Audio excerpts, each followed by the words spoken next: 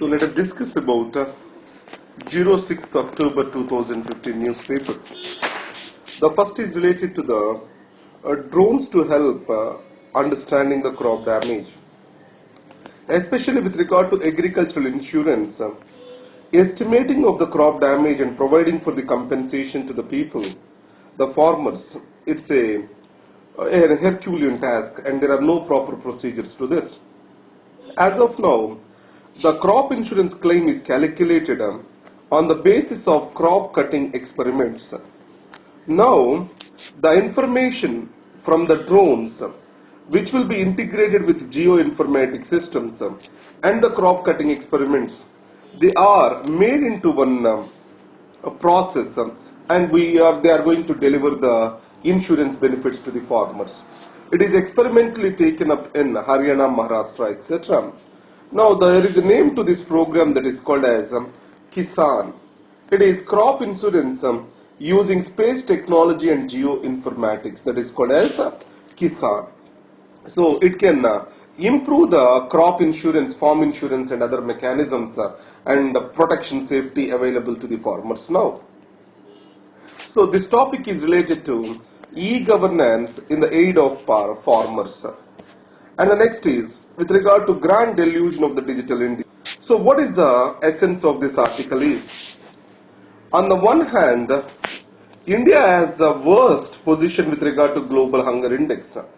It is worse than Nepal and all the countries in South Asia. On the other hand, we are improvising or we are publicizing the idea of digital India. Now, more and more empowerment, reduction of poverty, and the next is democracy enhancement. Everything is linked to this e-governance and digital India. Now, if you carefully observe that digital India or technology, it is more and more seen as a quick fix solution. So the technology as a solution to everything, this is what visible in the words of our policy makers. Now understand, nowhere across the world, technology is able to create or sustain the democracy. The democracies have drew their strength only from the constitutions, not from the technology.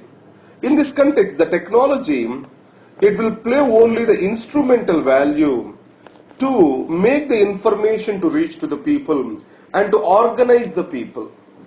The people and their choice for equality and liberty that led to the enhancement of the democracies. So, the technology enhancing the democracy, it is an overstatement.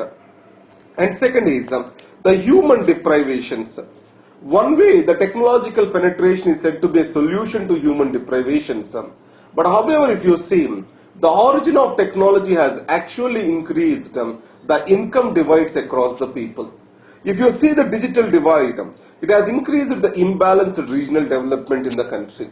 And once the technology has come up, the policy framework got biased towards these technological frameworks, and the education and health allocations have dramatically decreased. Now I will take you this way. Now if you take allocative efficiency and technical efficiency, the technical efficiency is preferred over the allocative efficiency. It means health and education budgets are coming down, and technology and the other instruments, the budgets are going up.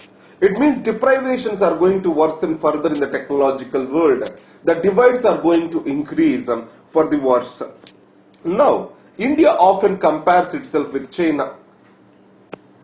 If you take the situation over here, India has shifted from socialistic to the market economy. China also shifted towards the market economy. It only did after achieving substantial improvements in healthcare and education. It is not the case with India. India, without improving healthcare and education, it directly plunged into the market economy. So it means that the deprivations are going to further increase with regard to these developmental areas. The next is artemisinin derivatives. These are anti-malarial drugs. So for the discovery of this anti-malarial drug, Miss Tu, she has got the Nobel Prize this year. So if you see the Artemian derivatives, during the Vietnam War, then Ho Chi Minh, he has asked for some solution to the mosquito bites and also malaria treatments to the Mao. And after that, a secret project was started, which has led to the discovery of the Artemian derivatives. And next is feeding the frenzy. Now, if you observe that, so the beef ban, it has taken many turns in India, and cow has become a new religious order. Our cow is taking the communal color in India. In these circumstances, recently in Dadri, Mr. Aklak was killed. Now, yes, many states in India banned the beef, and Supreme Court also upheld the banning of the beef. And if you take the DPSP in India, they also says that milching animals shall not be killed for. Now, in this context, what the article says is that DPSP saying animals shall not be killed. It is purely in the economic sense, because ours is a rural economy. So in these circumstances, animals shall be seen as the friends of the farmers. So this DPSP is not inducted into the constitution from religious perspective. We have to take this point into consideration. Now, whatever is happening, communal polarization in India, it is not good for the country in the long run. Now, the next article is going to talk in deep about this particular thing. So, it talks about casteism in India and communalism. So, generally we try to see or separate both the things as two separate events. So, Mandal issue we try to connect with the caste, and Mandir issue is the communal thing. Now, if you take the growth of Hinduism, there is Varna system, that is Varna Dharma. It says the four Varnas, where in the hierarchy, Brahmanical class is given the top-notch position. So Brahmins, Kshatriyas, Vaishyas, and then comes the Sudras. Now even if you take women, the women are also being given the status equivalent to Sudras. It means Hinduism is itself an unequal religion. It is against the egalitarianism. Now, the growth of the new right wing in India and taking of the state power, it is trying to revive this Hinduism that is inegalitarian and against to the constitution of this particular country. Now, in this context, let us carefully observe this. If we want to build an egalitarian, secular, pluralist, inclusive India, then we shall be able to bring in this hierarchy down. So in this context, the reforming of the Hindu religion, it is very much necessary, because stressing on the Hinduism, Hindu Dharma and its values, it is only going to serve the interests of few upper class Hindus, not all the Hindus together. So in this context, the Hindu right are representing only a minority faction of Hindus, not all the people.